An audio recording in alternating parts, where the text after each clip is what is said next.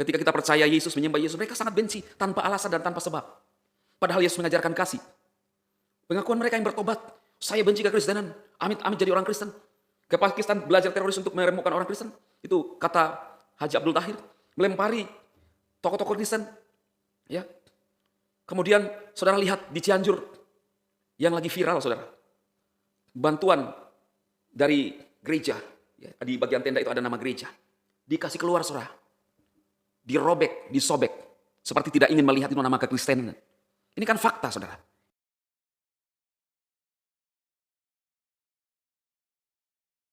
Shalom saudara terkasih dalam Tuhan Yesus Kristus.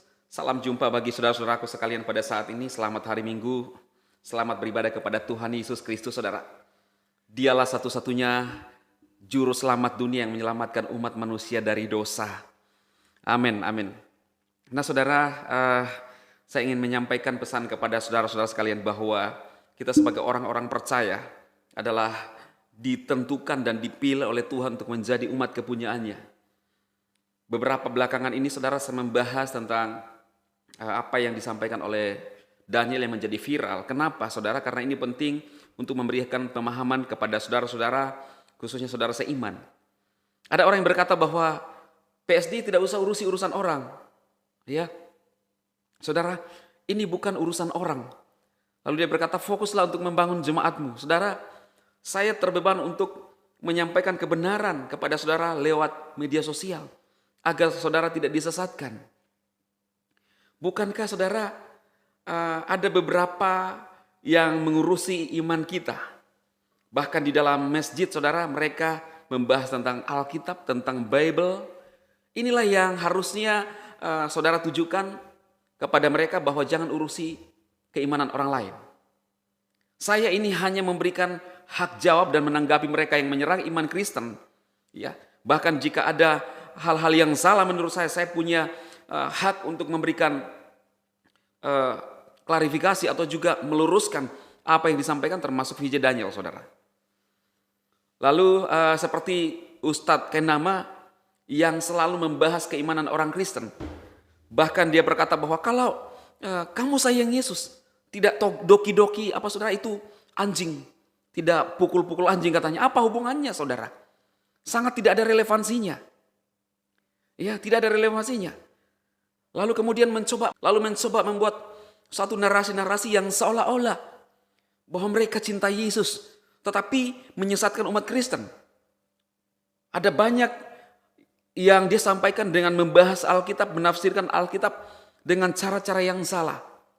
Saudara, inilah yang perlu saya luruskan kepada saudara, supaya umat Kristen tidak disesatkan oleh orang-orang yang tidak punya kapasitas dalam menafsirkan keimanan kita, kitab suci kita kepada Kristus.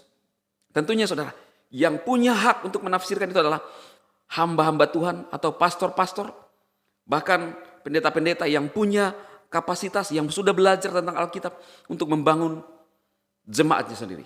Jadi dari channel ini saudara, saya membangun saudara-saudara seiman untuk tetap tekun setia datang kepada Yesus. Saya baru saja melihat hari ini video seorang anak kecil, ya remaja saudara, dan dia begitu histeris. Dia mengungkapkan bahwa dia didatangi Yesus. Saya ingin mengikuti Tuhan Yesus karena kerinduan saya. Saat saya di dalam kamar, beberapa kali Tuhan Yesus menampakkan diri kepada saya. Bukan mimpi, tapi secara nyata. Dengan menggebu-gebu saudara. Dan dia percaya Yesus. Kenapa? Karena Yesus menunjukkan dirinya kepada dia, kepada anak ini. Dan dia percaya kepada Tuhan. Saya dari channel ini saudara membahas bagaimana kita sebagai orang Kristen percaya kepada Kristus. Tetapi ada banyak juga orang yang mencela. Nah, justru inilah yang menurut saya ketika saya menyampaikan dari channel ini kebenaran firman Tuhan untuk saudara seiman, untuk membangun saudara seiman, maka mereka sibuk menyinyir. Kalau saudara tidak percaya tentang Tuhan Yesus, ya tidak usah berkomentar, diam aja, karena ini adalah keimanan orang percaya, orang Kristen. Inilah yang saya maksudkan bahwa siapa yang sebenarnya mengurusi iman orang lain. Channel ini adalah channel Kristen, saudara. Membangun saudara seiman, menyampaikan firman Tuhan, mengkonter serangan-serangan. Tetapi mereka tidak senang, mereka tidak suka. Siapa yang sebenarnya gila urusan, saudara? Ya, jadi biar apa yang saya sampaikan kali ini membangun saudara bahwa kita tetap sebagai orang percaya dibutuhkan pemberita-pemberita kebenaran seperti saya, saudara.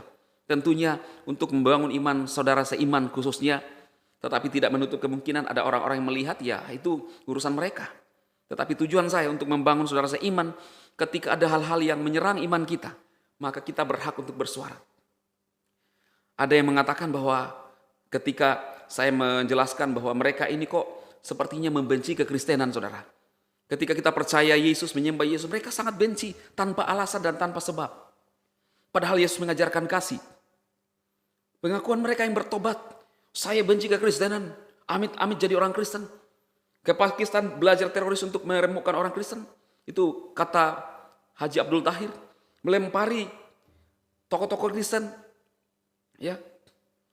Kemudian saudara lihat di Cianjur yang lagi viral, saudara. Bantuan dari gereja, ya, di bagian tenda itu ada nama gereja. Dikasih keluar, saudara. Dirobek, disobek. Seperti tidak ingin melihat itu nama kekristenan. Ini kan fakta, saudara. Fakta dan viral di media sosial. Saya ingin berkata, ada apa, saudara? Orang Kristen membantu, sampai bantuan orang Kristen pun itu seperti oke lah diterima, tetapi jangan ada nama gerejanya. Kenapa, saudara?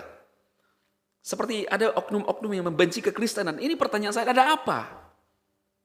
Ini berbanding terbalik dengan apa yang Yesus ajarkan, yaitu bagaimana mengasihi umat manusia. Bayangkan, saudara, orang Kristen berbuat kasih, tetapi masih dicelah juga, tetapi diambil pemberiannya. Ya, inilah yang saya pertanyakan, saudara mungkin bisa menjawab. Kenapa ada Muslim yang begitu membenci kekristenan? Tentunya tidak semua Muslim, karena saya juga punya saudara-saudara dari Muslim dan bahkan teman dekat saya seorang ustadz. Dan saya berteman baik dengan dia, tetapi ada golongan-golongan yang begitu membenci kekristenan. Pertanyaan saya adalah, Ustadz Kenama bisa menjelaskan ini? Siapa mereka ini? Ini pertanyaan saya, saudara. Karena saya jujur bingung. Ketika saya membahas mereka yang membenci kekristenan lalu bertobat. Ada yang berkata Islam tidak seperti itu. Lalu yang membenci itu siapa? Itu loh pertanyaan besar saya. Saya hanya ingin bertanya, saudara.